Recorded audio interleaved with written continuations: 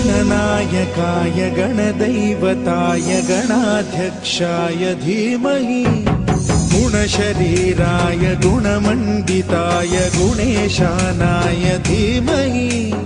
गुणातीताय गुणाधीशाय गुणप्रविष्टाय धीमहि एकदन्ताय वक्रतुण्डाय गौरीतनयाय धीमहि गजेशानाय भालचन्द्राय श्रीगणेशाय धीमहि